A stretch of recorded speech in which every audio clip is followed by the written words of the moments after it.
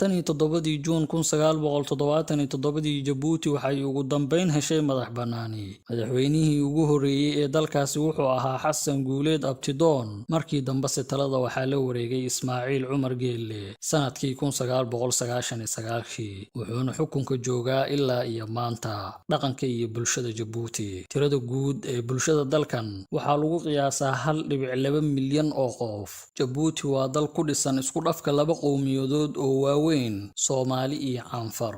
Qiyaastii 60% dadka reer Jabuuti waa Soomaali, ku dhawaad 35% waa Canfar, oo ah qowmiyadda labaad ee ugu badan dalkaas. Waxay kaloo degtaa qowmiyaddan Canfarta dalka Itoobiya, iyadoo oo ku leh ismaamul goboleed gudaha Itoobiya. Inkasta oo labada qowmiyadood ay leeyihiin dhaqamo u gaara mid kastaba, haddana waxaa u dhaxeeya isdhexgal iyo wada noolaansho taariikhi ah. Afafka rasmiga ah ee dalka waa Faransiis iyo Carabi. Afka Faransiiska oo ah afka koowaad ee dalka ayaa waxaa isticmaalo dowladda iyo nidaamyada kale ee dalka. Afkan ayaa laga dhaxlay gumaysaha Faransiiska.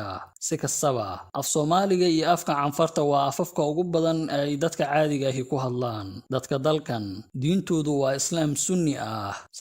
94% dadka reer Jabuuti waa Muslimiin. Waxay aad ugu xiran yihiin dhaqanka Islaamka. Jabuuti sidoo kale waxay leedahay bulsho u badan dhalinyaro. In ka badan 60% dadka dalkan waxay ka yar yihiin da'da 30 sano. Inkasta oo dhaqanka reer Jabuuti uu aad u xasilan yahay, haddana waxaa jira tartan u dhaxeeya afafka iyo dhaqamada qowmiyadaha, gaar ahaan marka la eego siyaasadda iyo adeegyada dawliga ah.